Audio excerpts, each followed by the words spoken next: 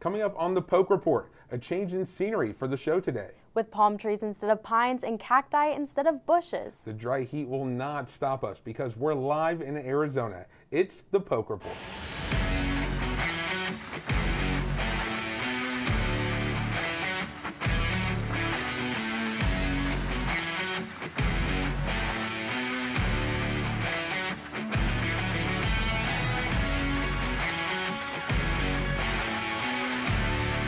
Hello, ladies and gentlemen, and welcome into a very special edition of the Poke Report. We are here in the desert at the University of Arizona. I'm Zach Berger. And I'm Peyton Schmidt, and we want to send a very big thank you to the University of Arizona for lending us their awesome studio.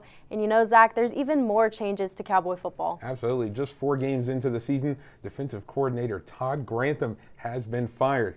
And we had a chance to see how students felt about this firing and all these changes. Take it away, Marcus.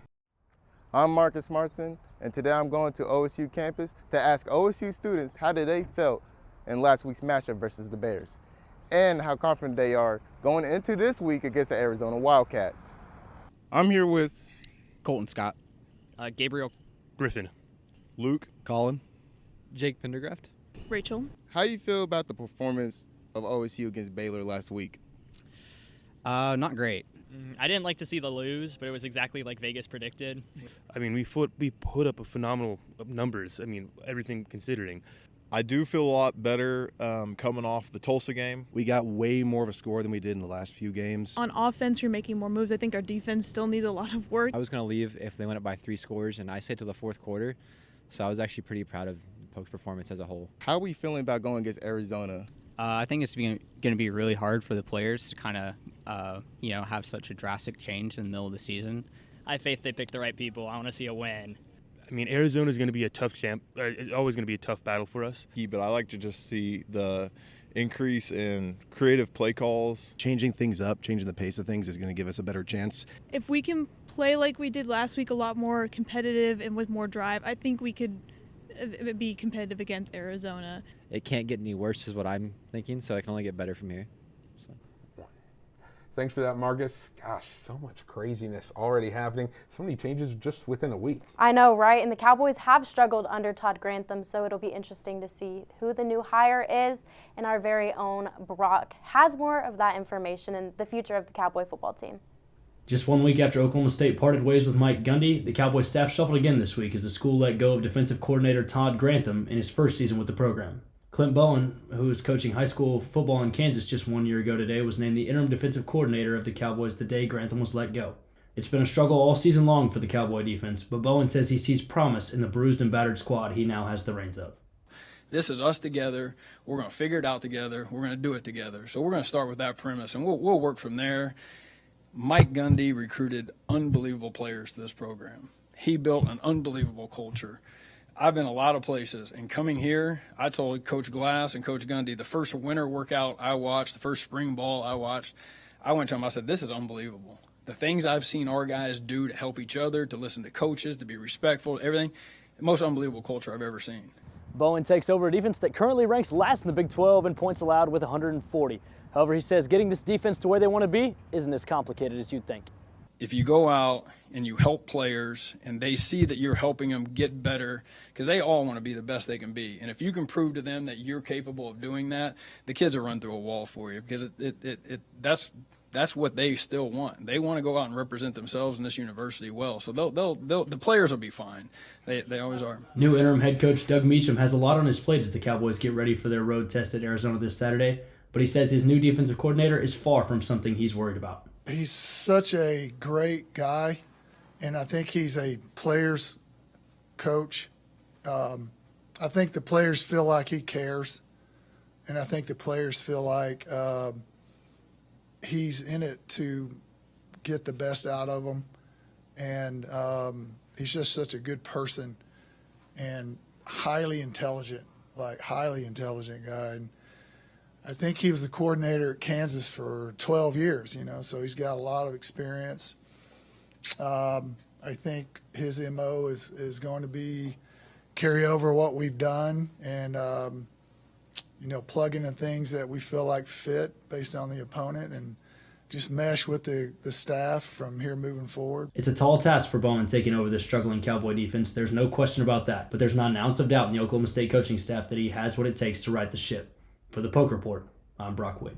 Thanks for that, Brock. I guess we'll have to see what is in store for the Cowboys this weekend as far as their defense goes. Yeah, and while the defense struggled for the offense, they kind of showed out versus Baylor. Mackenzie gives us a recap of last week's game. Last week, the Oklahoma State Cowboys hosted the Baylor Bears for the Big 12 season opener. Baylor came into Boone Pickens Stadium and defeated Oklahoma State with interim head coach Doug Meacham leading the way. The Cowboys were eager to kick off Big 12 play with hopes of securing a win. Meacham was pleased with the way his team performed despite the circumstances. I think beyond, the schematics of things and things that didn't go right or wrong, I think beyond all that, it's very impressive to me to watch these guys under all the adversity come out with all the energy. And to me, they were the most excited team to play that game. The Bears won for the first time at BPS under head coach Dave Aranda with the final score of 45-27. Aranda gave credit to the atmosphere in Stillwater and respected Oklahoma State for its efforts with regard to the recent coaching changes. Happy for the wins. First time have won here.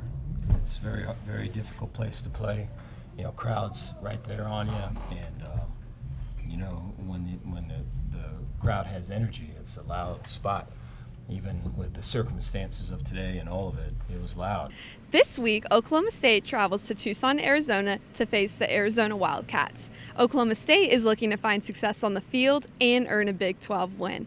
They'll be here next week at Boone Pickens Stadium to host the Houston Cougars. Oklahoma State continues to put in the work and do its best to prepare for each week. Last week, the Cowboys' offense showed that they have the ability to make plays and test opponents, with quarterback Zane Flores throwing a career high of 232 yards, but they still need to improve on defense. On Sunday, OSU fired defensive coordinator Todd Grantham. The Cowboys will be challenged by Arizona's offense, led by quarterback Noah Fida.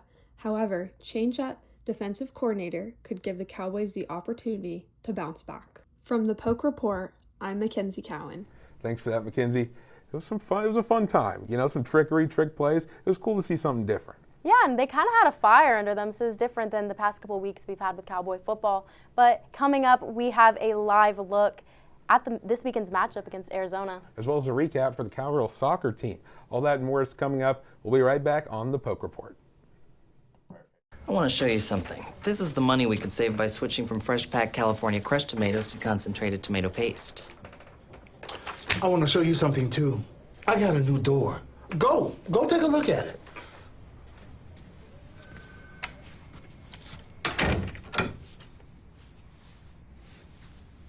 Nobody uses better ingredients than Little Caesars, like fresh packed California crushed tomatoes. Pick up a large, deep dish for just $8. Pizza. Introducing Lincoln Black Label at Diffie Ford Lincoln. Designed to impress those with impeccable taste, Lincoln Black Label features a collection of interior themes and a host of exclusive membership privileges, inspired by attention to detail and a love of automobiles. With Lincoln Black Label, you'll enjoy an extended premium maintenance plan that covers wear items or even remote vehicle delivery. Lincoln Black Label isn't about luxury ownership, it's about membership. Lincoln Black Label, exclusively at Diffie. Welcome back into the Poke Report. Now, it's a big week for both Arizona football and Cowboy football. So we go live now to Jared, who's at the stadium to break it down a little bit more. What do you got for us, Jared? Yeah, Zach, you nailed it. With all the turmoil going on in Stillwater and Arizona stumbling in its first true test of the season, for the Wildcats, it's all about the rebound. They are coming off their first loss against Iowa State last week, in which their defense allowed four plays of 25 yards or more. Quarterback Noah Fafada threw his first 2 interceptions of the season and is hoping to reset and looks to get back on track. For the Pokes, it's the debut of defensive coordinator Clint Bowen. Bowen takes over a unit that ranks 128th out of 134th in total defense in the country. Bowen will be thrown right into the fire as Arizona has a prolific offense that averages 420 yards per game. And this provides a great litmus test for Bowen. On the offensive side, Doug Meacham, the interim head coach, brought a spark in his debut last week against Baylor. The Cowboys had both season highs in passing and rushing yards against the Bears. They hope to ride that momentum going into this game in Tucson. The Pokes hope that this could be the start of a new identity in Stillwater. This is the first time that these two teams have faced off since 2012, and the first time they are facing off as Big 12 conference opponents. Kickoff time is 2 o'clock Central, 12 o'clock Mountain Standard Time. You can catch that game on TNT. Should be a great one. Back to you in studio, Zach. All right, thanks for that, Jared. Now, Peyton, Cowboy Cross Country hosted the Cowboy Jamboree this past weekend. That's right, Cowboy Cross Country showed out this weekend. Absolutely. Both the Cowgirls and Cowboys had individual winners in their races, and the men's team took first place, followed by New Mexico and Tulsa. And then the women's team took second place behind BYU and ahead of third place New Mexico. Now heading into a different style of running, Cowgirl soccer has had some bumps in the road, but they did travel up to where we are, Arizona, and they took on both the Sun Devils and the Wildcats. Molly has the game recaps for both of those games. The Oklahoma State Cowgirls are officially in conference play for the 2025 season. This past weekend, the Cowgirls traveled out west to the Grand Canyon State to face off against two more conference opponents. OSU started off its first game Thursday night against the 17th-ranked Arizona State Sun Devils. With the game ending in a scoreless tie, the player to watch for the Cowgirls was sophomore goalkeeper Logan Marks. Marks recorded a career high of 9 saves in her third career shutout. Arguably the most notable save of the night was on a penalty kick in the box after a handball. Marks made a diving save on the initial kick and on the rebound. Even Arizona State coach Graham Winkworth was impressed by Marks' performance. But their goalkeeper, fantastic, saved a penalty. I think the save after the penalty was even better though. Congratulations to her, because I'd be voting for her for goalkeeper of the week this week because she was phenomenal. There were opportunities to capitalize on both sides, but neither team was able to find the back of the net. The Cowgirls picked up their first conference point of the season, giving them the confidence going into their second game of the weekend against Arizona. The Cowgirls head coach Con Carmichael recognizes the challenges of playing on the road, but continues to look to the future for positive outcomes. If we can turn around on Sunday, which we all know when you've been on the road 4 or 5 days, the mentality is tough. But we got to turn around, and if we get another positive result, whether it's a win or a tie on this road trip, it'd be a really, really good road trip, okay? Although the Cowgirls were able to add a tally in the goal column, unfortunately, it was not enough to bring home the win. After a scoreless first half, the Wildcats scored 3 unanswered goals. Sonora DeFini scored the lone goal for the Cowgirls, making this her 3rd goal of the season. The Cowgirls continue on the road for a Thursday night matchup against number 18th ranked Texas Tech, but will return home Monday night to Neil Patterson Stadium to face BYU. For the Poke Report, I'm Molly Nicholson. Thanks, Molly. We sure do hope that Cowgirl soccer can kind of get back up to speed for the back half of Big 12 play. Now, Peyton, I'm joining you on this side of the desk because we do have a very special guest.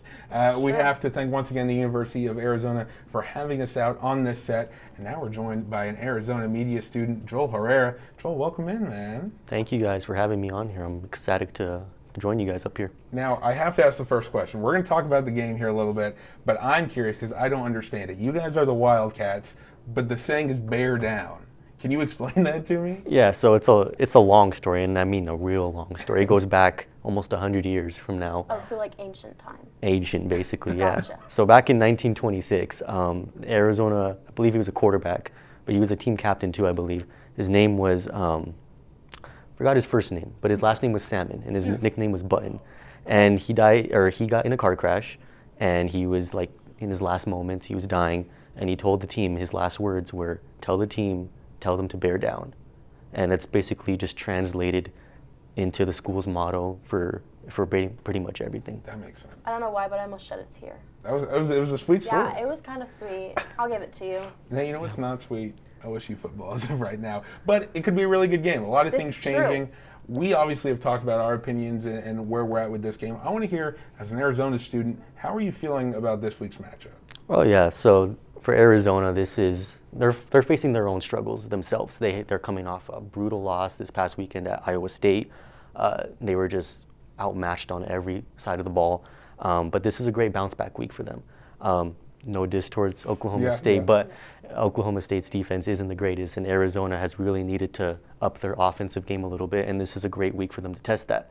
On the other side, their defense, they need to get back on track. And Arizona's defense is currently ranked 17th in total yards per game in the nation, so this is a great opportunity for them to really like get their minds right, bounce back from last week, and focus on to what we're looking forward to a week from this Saturday against BYU. Absolutely, absolutely. Peyton, you got anything?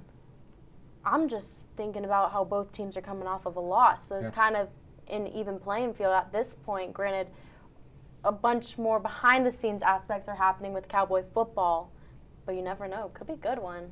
Never know, never know. Now, Joel, we're going to let you go, but don't go too far because we're going to have you back on for some Pick'em segment very, very soon. But for now, we are going to take a break. Coming up, big news for OSU basketball.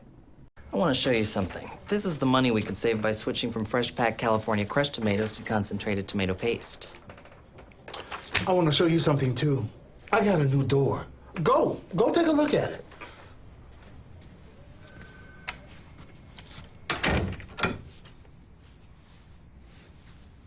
Nobody uses better ingredients than Little Caesars, like fresh packed California crushed tomatoes. Pick up a large, deep dish for just $8. Pizza, pizza. Introducing Lincoln Black Label at Diffie Ford Lincoln. Designed to impress those with impeccable taste, Lincoln Black Label features a collection of interior themes and a host of exclusive membership privileges, inspired by attention to detail and a love of automobiles. With Lincoln Black Label, you'll enjoy an extended premium maintenance plan that covers wear items or even remote vehicle delivery. Lincoln Black Label isn't about luxury ownership, it's about membership. Lincoln Black Label, exclusively at Diffie. Welcome back into the Poke Report. And thanks for sticking with us. Now, Zach, Oklahoma State basketball, Cowboy basketball rather, struck big this past weekend with a huge commit. We'll send it down to Boston, who has a brief description of that big-time commit. Oklahoma State basketball has just landed a huge new recruit in Jalen Molinati. Molinati is the ESPN-ranked number 44 player in the 2026 class and the number 1 ranked player in the state of Oklahoma. Molinati is a 6'6" wing out of Owasso High School and put up over 23 points per game last year for the Rams. Molinati elected to follow in his father Brian Molinati's footsteps and play basketball at Oklahoma State. He chose OSU over schools like Kansas State and Oklahoma. He's been named the Oklahoma Gatorade Player of the Year for basketball for the last 2 years in a row and won a gold medal in the 2023 16U FIBA AmeriCup. I know fans are excited to have a player of this talent, and I'm sure the team is ecstatic to have his talent on the court with them as well. This is a great start for OSU's 2026 recruiting class. Thanks, Boston. Now we welcome Joel back onto the set for my favorite segment of all times, the Pick'ems. I won it last year. I won last weekend's Pick'ems. So you're in for a treat, and then Joel, I don't know, the competition starts now. So. All right, let's do it. You said you won last week. You beat me in one game. I still won? Okay, Joel, we got a couple games. We're going to break them down, and we got to see who you have as a winner, okay? Awesome. First one, number 9 Texas at Florida. Who you got? I like Texas. That's a great answer. It is a great answer. About a month ago, this game had a lot higher implications. As we all know, Florida came into the preseason as this really touted team. Not so much anymore, so I'm just going to go ahead and take Texas. Do you want to go? You can go. Okay, no, I agree with Joel. I think I was a big DJ Lagway coming into the season. A lot's happened where I just don't think he's there right now. I'm still low on Texas, but at this level, I'm lower on Florida. I'm a born and raised Longhorn fan. I'm from Austin, and I'm not afraid to put my horns up. Texas, all the way. That's insane. Okay, next one. We got a ranked matchup. Ooh. Number 16, Vandy at number 10, Alabama. Joel, can they do it back-to-back years? Well, I just want to say first and foremost, who would have thought Vandy and Bama would be a college game day atmosphere? This is true. This was unheard of like 5 years ago. Yeah. But Bama, they have some fire under their belly right now, or in their belly. Of course, we all know they lost at Vandy last year. It was just a downward spiral for Bama since then. I don't think that happens again, especially since it'll be played at Bryant-Denny in Tuscaloosa. So I'm going to go ahead and take number 10 Bama. Okay, Zach, you can wait for me this time. I'm going to go Bama as well. Their win against Georgia was pretty big, and I just think they got it. Yeah, listen, Diego Pavia has been so good, and normally I would be like, okay, Bama, you beat Georgia, maybe they take this game off and they slack, but I think because that's such a known aspect in college football, I think they're really going to make sure to hit home that let's not slack off after a big win last week, so we'll sweep with Bama all the way on the board. Okay, next up we have number 3 Miami at number 18 Florida State. Who you picking? Yeah, I'm a big Miami fan this year. I love what Mario Cristobal and Carson Beck are doing over in Coral Gables. But I'm going to take Florida State. This is going to be my upset pick. It's at Florida State. I just think, just how the Seminoles lost last week in double overtime at Virginia. Like I said, with Bama, they have some fire lit under them. So can we go ahead and give me Florida State? Yeah. So I thought I was going to be original with that pick, and you kind of ruined it for me. Because when I was looking at this, I predetermined who I was picking, and so we're going to pretend you didn't pick Florida State. Next. So you are also picking Florida State? Yeah. Okay. Normally I'd be in the same boat of a bounce back week, but Miami has just looked too unstoppable for me. I'll go with the chalk. I'll go Miami. I think they take care of business, and hopefully Florida State can rebound a week from now. All right, last one, Mississippi State, number 6, Texas A&M, down in College Station. What do you got? So we all know Texas A&M is pretty well known for losing big games, but this year's a little different. Yeah. They won over at Notre Dame earlier this season, so I think something's really turned around in College Station. So, but don't count out Mississippi State just yet. They took Tennessee down to the wire last weekend. So, with that being said, I'm still going to go ahead and take Texas A&M. You just can't beat that atmosphere over in College Station. What do you got? I don't like that we're having the same picks align. I'm also going the Aggies, which is ironic because I am a Longhorn, so disregard that. Listen. You said it. A&M is known for selling these games. I know they're having a great year, but it wouldn't be a Texas A&M Aggie season without selling when the lights shine brightest. Ring the cowbells. I'm going Mississippi State on the road. 12th man, no more. Cowbell season all day. Oh my goodness. I'm saying it. I gotta get back. I gotta be original. Right. Okay. Now we can't leave the Pick'em segment without picking this weekend's game. Joel, I'm gonna let you go last on this one because we already know who you're picking. Now, Zach, it's a toss-up between me and you. I am just questionable how the Cowboys travel to the desert, and I'm gotta say Arizona is gonna take the win. Listen, this is a complete wild card of a week for me. I mean, Jared talked about it.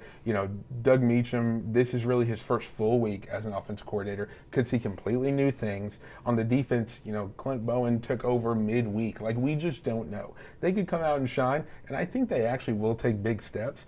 But in the grand scheme, I just don't think it'll be enough in this first week with a completely new OCDC to take down the win. So. Right. I'll bear down for this week. All right, guys, I think I'm going to go ahead and join you with that pick. This weekend, there's just so much going on with Arizona. The atmosphere is going to be popping. Shaq is here. Gronk is here. Men's basketball is kicking off. And then, like I mentioned earlier, Arizona has the 17th best defense in terms of yards per game allowed in the nation. I don't think Oklahoma State's going to be able to really combat that, unfortunately. Sorry, guys. Nope, you're good. But yeah, and then I also want to mention Arizona is debuting some fire new uniforms this week. I don't know if you guys have seen those. I didn't like them. I liked the helmets. The helmets are fire, but it's going to be a little whiteout for the team in terms of jerseys. Noon game. Fans love the earlier games here in Tucson, so I'm going to go ahead and bear down with this one. Well, that's all the time we have. And Joel, thank you for joining us on our show. But y'all got to stay tuned for next week's show where we talk more OSU sports. Go Pokes. Go Pokes.